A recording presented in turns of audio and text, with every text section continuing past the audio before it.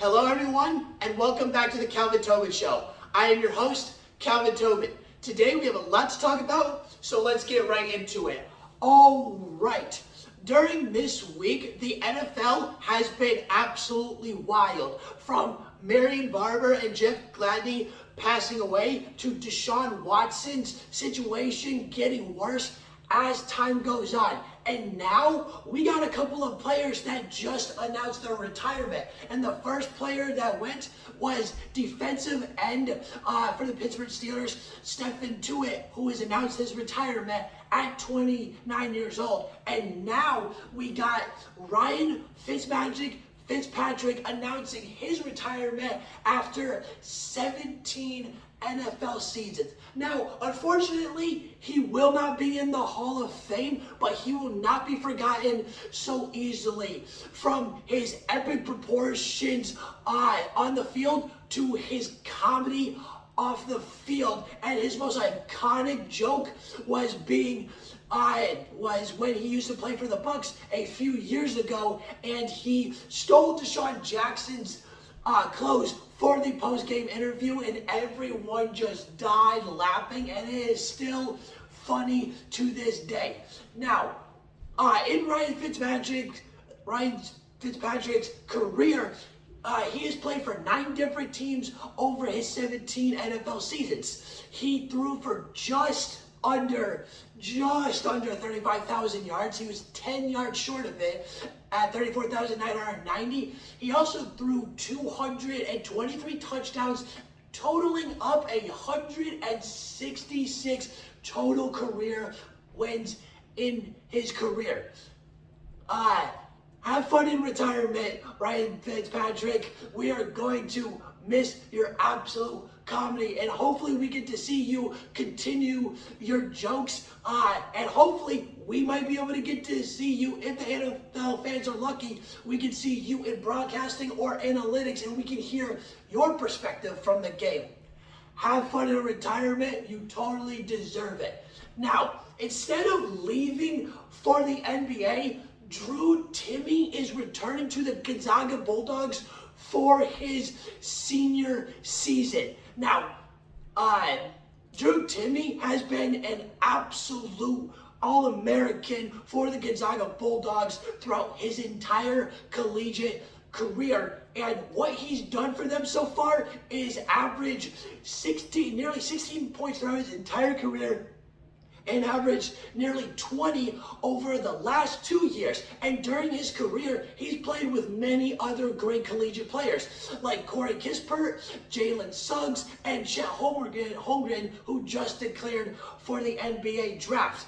And all the players that these guys have played with, that Timm has played with, these guys have already either entered the NBA or are declaring, like Chet Holmgren, entering the NBA draft. Now, with Timm coming back for his senior season, this looks like he wants that championship ever so badly, and I don't blame him, because the Gonzaga Bulldogs have been close a couple times. And a couple years ago, the Bulldogs were in the chip, but unfortunately got crushed by Baylor. And now, with Timm being the true leader of the Gonzaga Bulldogs, now going into the 2022-2023 college basketball season, can he and Mark Few be those guys that can lead this team to the promised land? Because they have been, like I said, they have gotten close very many times, and they have always been at the top spot nearly the entire time for the last 4 years of Timm's entire collegiate career. They're either at 1, 2, or 3. They're never lower than that, and they continue to get great records in the regular season, but they have yet to finish the job. This year is Timm's last chance. And with his last chance, I think we're going to see the best version of Drew Timme. Maybe he could possibly get 20 points a game because he's a great three-point shooter and knows how to get up in there in the post and in the paint and get those tough layups and tough shots to get Gonzaga continuously on the board. And the biggest question, and I've already said this, the biggest question for the Gonzaga Bulldogs, especially for Mark Few, can these guys lead the Gonzaga Bulldogs to the promised land? Now, the promised land is never guaranteed, and last night the Golden State Warriors thought for sure, especially their fans thought for sure, that they were going to win this game because the Warriors were up by as many as 15 points, and when they were up by 15 points, it was at the end of the third quarter going into the fourth quarter. But that fourth quarter, I'll get into that in a second. But what happened before that fourth quarter happened, these Warriors were handling Boston like they handle any other team, which is kill them with threes and take them out of the game real quick. That is not the case in these NBA Finals because this game is solely on the Warriors' offense versus Boston's defense. And whoever is more dominant in this series, that is the team that is going to win.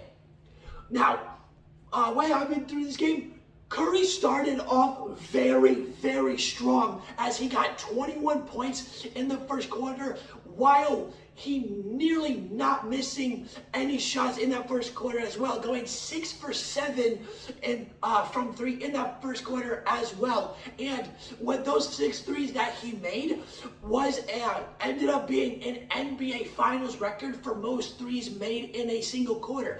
But it's not that surprising when it's Steph Curry because he's the greatest shooter of all time. You can't be surprised when he's making shots like that on a consistent level and just doesn't miss. And Boston's defense started off very, very slump in the first half, and that's what got the Warriors really going because they were shooting threes left and right and going over 50% from three as an all-around team.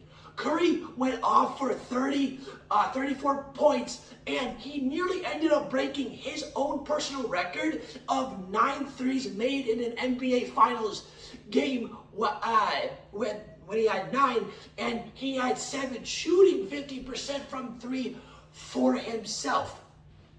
And like I said, with this series being solely on the Warriors' offense and the Boston defense, and like whoever is more dominant, that's going to win this series no matter what. And it's only game 1. It's not first to 1. It's first to 4. And speaking of domination, the Calgary Flames and Darryl Sutter, especially Darryl Sutter, brought the domination to the NHL this year. And Darryl Sutter is the 2021-2022 Jack Adams Award winner. And what that award is which coach brought the most or contributed the most success to their team. And this year was a very, very tough choice because it was between head coach of the Florida Panthers, Andrew Burnett,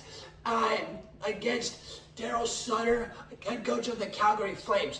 Both these guys had pure greatness on their side during this season. And what happened is Andrew Burnett got the Panthers to get the most wins in franchise history at 58 wins, while Darryl Sutter brought the second 50-win season to Calgary's franchise history as well. So, whoever was going to get this award was going to be very, very deserving of it, and it was a very close race, and Darryl Sutter ended up getting that award. And what Darryl Sutter has also done for the Calgary Flames, he has flipped this team around real fast. He has brought the domination, the grit, and pure fight to win games back to the Calgary Flames. They're back to being the team that they used to be from 5 to 7 years ago, when they're going to be consistently in the playoffs, and they're going to be a scary team to face as they finish 50-21 in the regular season, and unfortunately lost in 5 games in the second round to the Edmonton Oilers. But they will be back for sure next year because of Darryl Sutter and Johnny Gaudreau leading the way. Now, who's leading the way right now in the MLB is the Toronto Blue Jays. Domination and greatness right now is their middle name because they have won 8 games in a row. The Toronto Blue Jays have just entered second place in the AL East, and they're just half a game ahead now of the Tampa Bay Rays as they just passed them, as the Blue Jays are now 30-21. And real quick, the AL East is already the best division of baseball because there's already 3 teams. The Tampa Bay Rays, the Toronto Blue Jays, and the New York Yankees all have won 30 games already. This ALS East division this year is very, very scary. Now, back to the Blue Jays. These Blue Jays, these young stars from Vladimir Guerrero Jr. to Bo Bichette is making it look effortless to score game in and game out. And it's very good that the young stars are able to do this because they also have veterans on their side like George Springer and Matt Chapman to show them the way and how to really get it done and win games in the MLB. And because of this, this is why the Toronto Blue Jays have so much success. And with the 8-game winning streak right now, their next 3 series are going to be against the Minnesota Twins, the Royals, and the Detroit Tigers. Out of those 3 series, the Twins are going to be their toughest matchup because they're at the top of their division right now as well. So, can the Blue Jays keep up their domination? Can they possibly win maybe 10, 12 games in a row? Who knows? Because this is a team that has completely turned around ever since they got Vladimir Guerrero Jr. And a couple of these veterans. The Blue Jays are the team to watch right now. Now, all we got to do is sit back and let's see what they can get done. All right, that's the end of the Calvin Tobin Show. Please subscribe to my channel at Calvin Tobin Show so you don't miss out on any sports media. And please follow me on Instagram at Calvin Tobin Show so you don't miss out on any sports news whatsoever. And I'm out.